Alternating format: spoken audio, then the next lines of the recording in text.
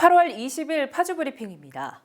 파주시는 이용자 중심의 대중교통 이용 불편 개선을 위해 지난 6월 개통된 광역 급행버스 M7154번과 M7111번 노선의 이용 인원, 이동 시간 등을 분석했습니다.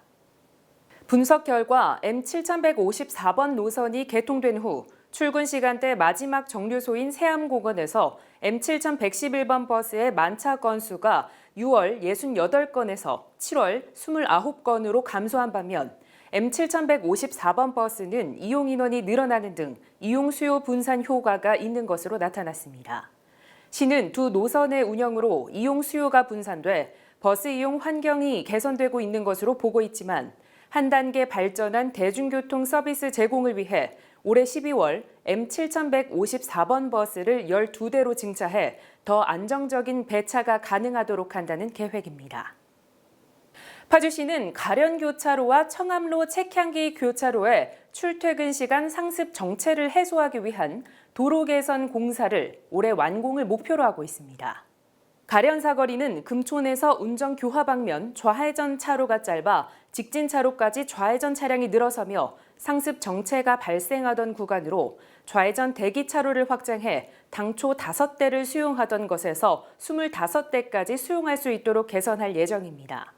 또한 청암로 책향기 교차로는 중앙 및 가로변 녹지대를 활용해 좌회전 차로와 본선 차로를 추가로 확보한다는 계획입니다.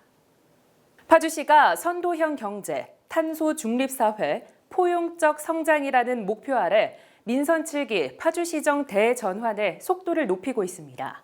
파주시는 17일 파주형 뉴딜 2.0 추진 전략회의를 개최하고 정부의 한국판 뉴딜 2.0 추진 계획과 파주시 중장기 미래 비전에 부합하는 부서별 역점 전략들을 집중적으로 논의했습니다.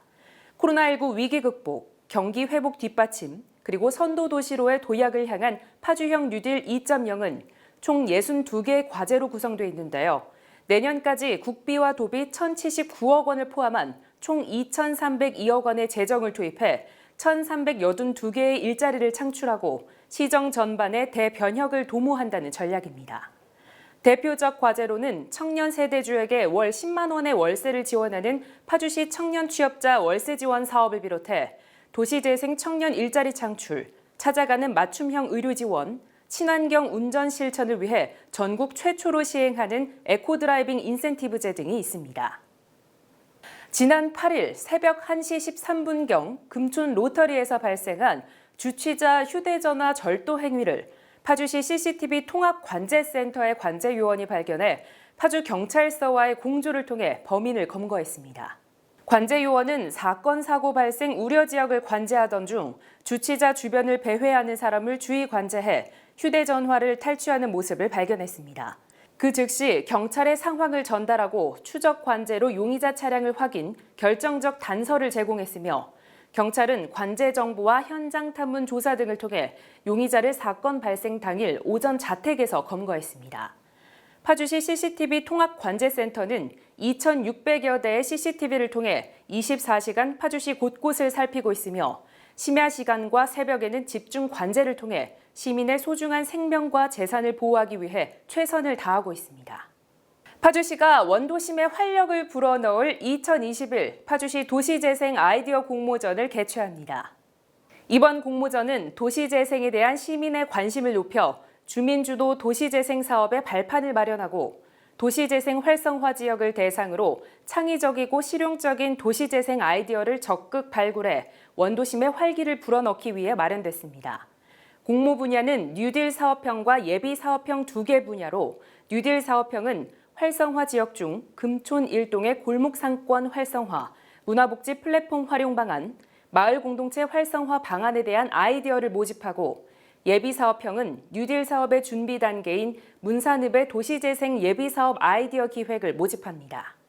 파주시가 산림 내 돌발 병해충이 평년보다 많이 발생함에 따라 산림 피해 예방과 시민 생활 불편 해소를 위해 돌발 해충 특별 방제에 나섰습니다.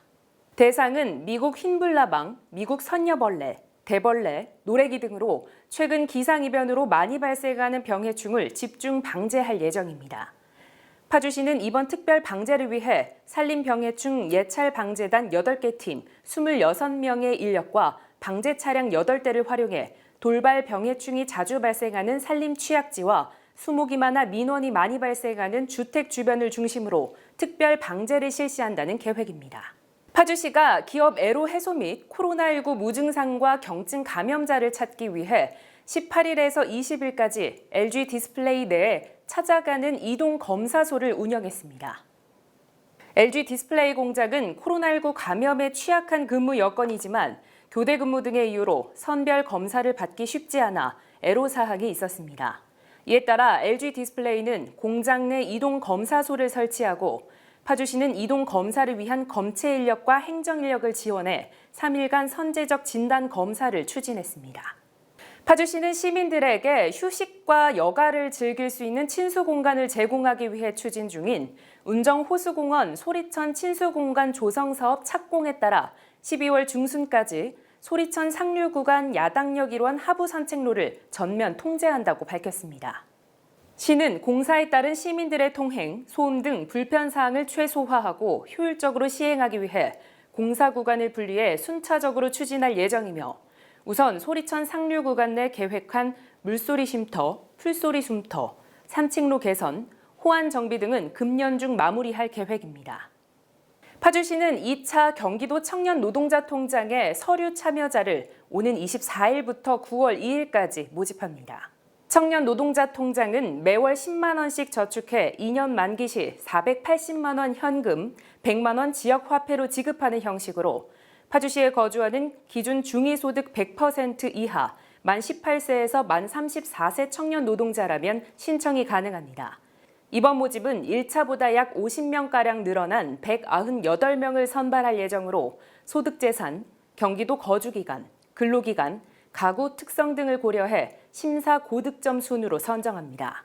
기타 자세한 사항은 각 읍면동 행정복지센터에 문의하시기 바랍니다.